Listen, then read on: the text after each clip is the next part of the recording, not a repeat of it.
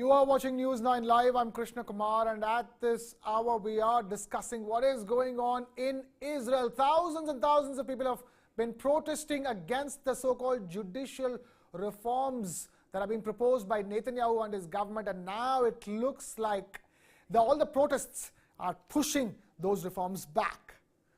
Israel's Prime Minister Benjamin Netanyahu on Sunday sacked his defense minister Yoav Gallant, triggering mass protests across the country. And this came just a day after Gallant broke ranks with the government and urged a halt to a highly contested plan to overhaul the judicial system in Israel.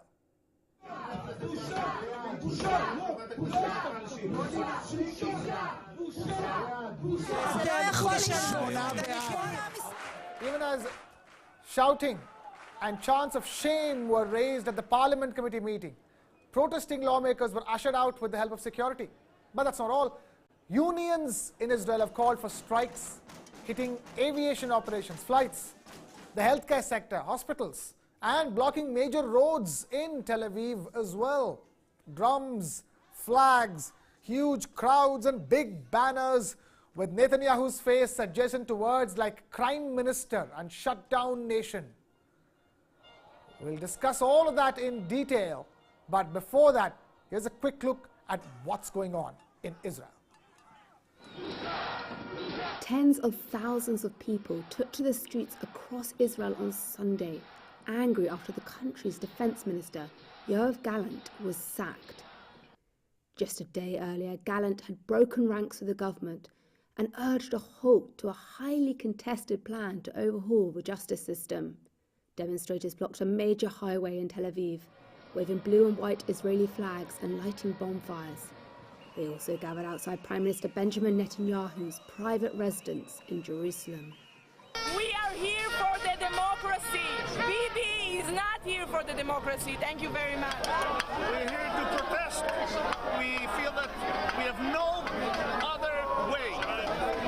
This has to be stopped. This Prime Minister is not qualified anymore.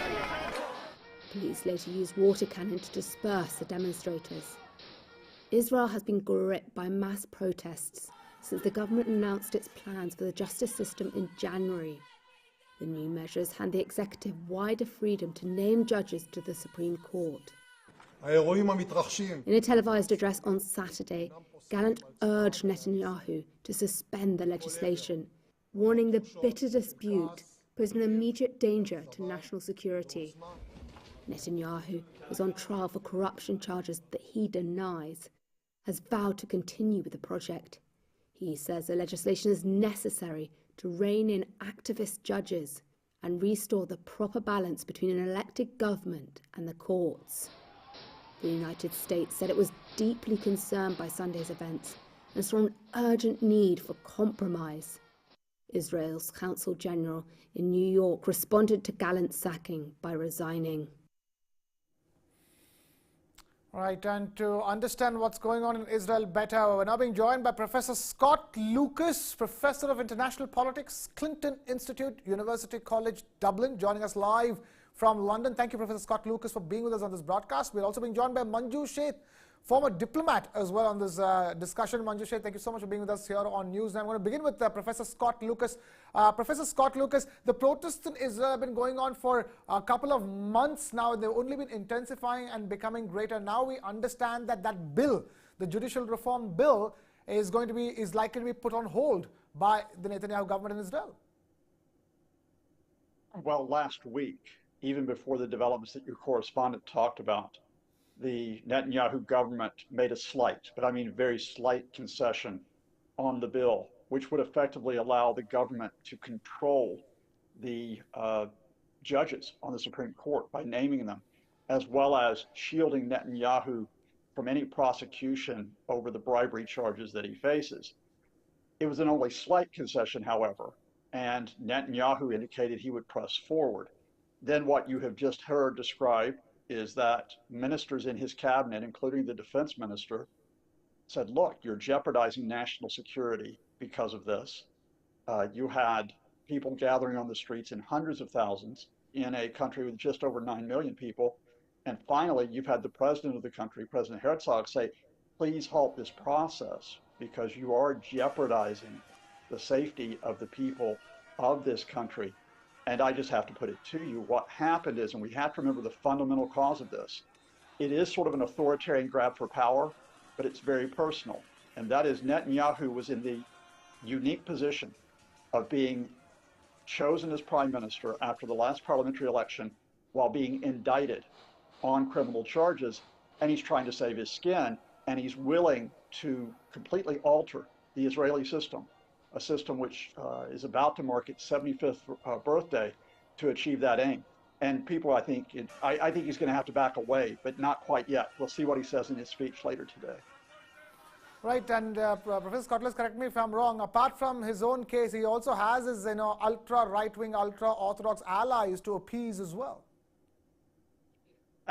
Absolutely, and in fact, this is kind of what we have to watch today, because as Netanyahu has indicated he might pull back, or at least others say he might pull back, his ultra-right members of his coalition government, notably the finance minister, who distinguished himself last week by saying Palestinians don't exist. Not Palestine doesn't exist, Palestinians don't exist. And his national security minister both said, look, if you do not proceed with this bill, then we will consider resigning, which would bring the government down. Right, Professor Scott Lucas, stay with us. Before I take this across to Manju Sheth, let's quickly listen to what Yair Lapid, the main opposition leader of Israel, who's been the main opposition leader since January 2023, had to say. Let's listen to what Yair Lapid had to say. What happened during the past 24 hours is madness. It is a loss of senses and loss of track. It is a proof that this government has lost the brakes. It is dangerous for the state of Israel. It endangers Israel's security. Our home is in danger. I call upon Netanyahu, cancel the dismissal of the defense minister. At this time, and amidst threats in all arenas, the state of Israel cannot itself change the defense minister. We were never this close to falling apart. The security is under threat, the economy is falling apart, the international relations are in an all-time low. Right, that's the word coming from Yair Lapid, the chief opposition leader of Israel. Let me now take us across to Manju Sheth, former diplomat. Manju Sheth, talk to us in your own experience. How do you view the developments in Israel? As already mentioned by my co-panelists, the situation is quite unprecedented, and because Prime Minister Netanyahu is trying to bring in something which is hugely unpopular. He's trying to do these judicial reforms to push them through, and essentially I think one of the main reasons is to safeguard his own, to safeguard himself. And I think that has led to all these huge protests, and within his coalition, his own party people, there are protests, and as we saw the defense minister speaking against him. And as a result, he has been thrown out, and that has triggered further massive protests. And there is a general feeling that democracy is under threat in Israel, and the Israeli people, the way we see them on the streets, are sending a very clear message to their prime minister that we don't accept what you are doing. And I think he will have to listen to them. And I expect and I hope that they will be put on hold, as he has already suggested. The Israeli president, the US president, all have indicated that this cannot be allowed to go out of hand. And the way things are sort of just, going on, and the protests are increasing, there is no option. Even I think, though, of course, as has been indicated, his other far-right coalition members might withdraw support. But I think in spite of that, he doesn't have much option but to at least put this on hold, the whole judicial reforms that the government has been pursuing. Otherwise, things could get really bad for Israel, and including its security and including the people, the people in general. They are fearing that this will turn into an autocratic kind of government, and that I think they will not allow to happen, and from all accounts. And so I think this is going on, spiraling out a bit of control, and it is incumbent on the Prime Minister to take action right now to see that this doesn't go out of control. Right, the onus is on Prime Minister Benjamin Netanyahu. Professor Scott Lucas, we're talking about a situation where protests in Israel have happened before, but the scale at which these protests have happened over the last couple of months, and as we speak as well, that is unprecedented, isn't it? I mean, Israel is not one of the most populated countries in the world, but even by their small population standards, so many thousands, tens of thousands of Israelis have come out to the streets again and again and again, and they've sustained these protests for over 2 months now. We have seen protests in Israel in the past about its approach towards Palestine, but the government, the Netanyahu government, has succeeded in really quelling those protests and swinging the government to the right. We've seen protests in Israel about the economic situation, including the housing situation, but Netanyahu was able to win re-election and bring in the new government despite those economic protests. What is, I think, unprecedented here, as your other guest noted, is that this really hits a fundamental about Israeli political culture. We can question Israel's approach to Palestine, we can question its approach in the Middle East, but my experience is that most Israelis have a real pride in the idea that this is a democratic experiment, that this country has created its system, and that there's a pride that this, in effect, is a very large community which lives together, provided you're Israeli, of course, and not necessarily Palestinian.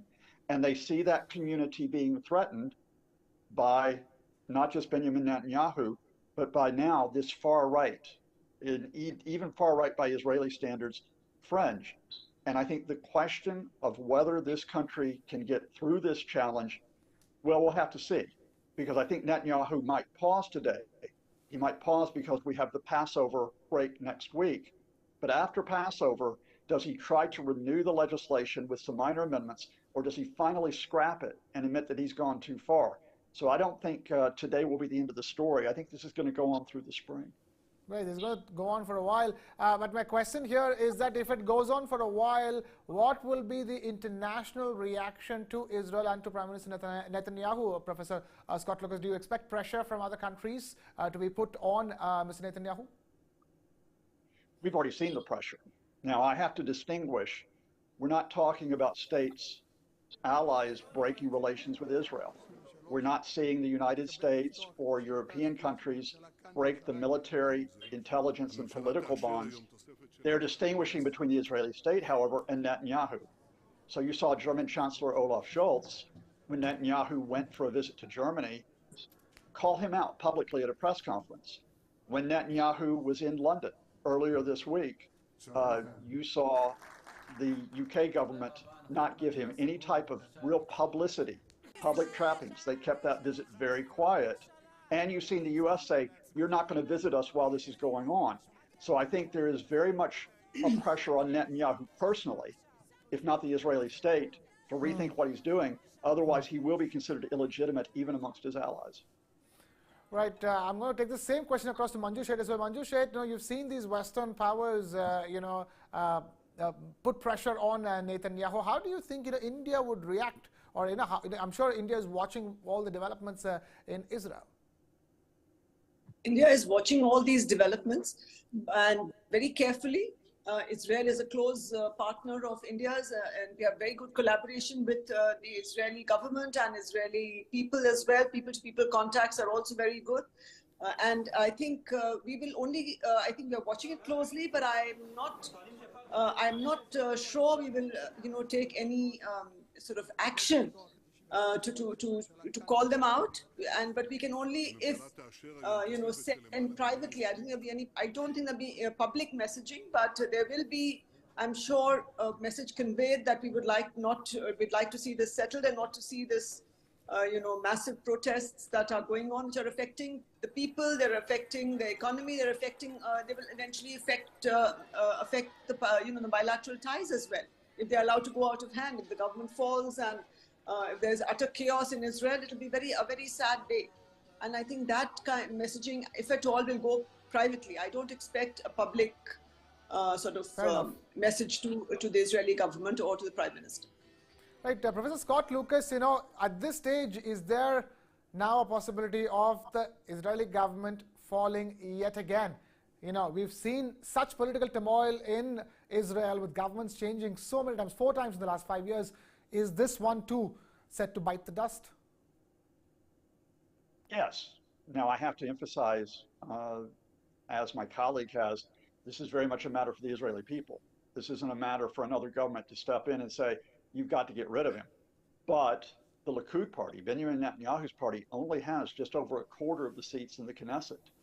His coalition only has 64 of 120 seats, and at least 3 of those members have walked away from the government, giving him a bare majority. So I think if Netanyahu persists, he will lose that majority in the Knesset. The question is, how far will he go to try to alter the system before that happens? I think at the very least that Israel probably is going to go to another election if it comes through this within the next 12 months. I think, I can't be certain, that you're going to see much more of a move to the center in Israeli politics because of this.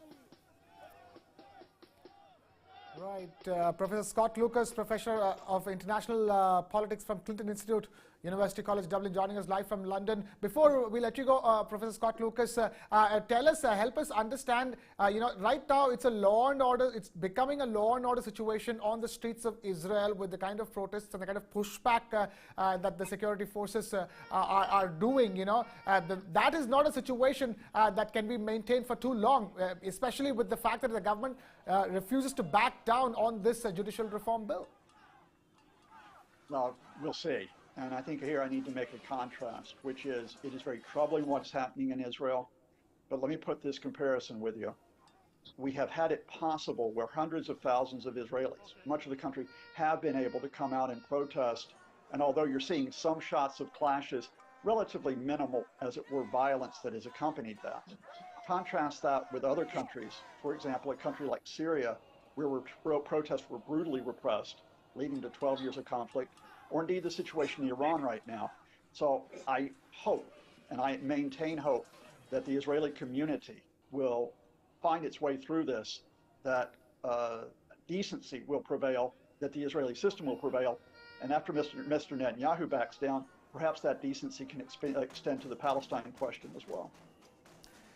The question of decency. Professor Scott Lucas from London, thank you so much for being with us. And Manju Sheth, former diplomat, thank you so much for joining us on this particular discussion on News 9 Live on the Israeli uprising. And with that, we've completely run out of time here. Thank you so much for watching. This is Krishna Kumar signing off.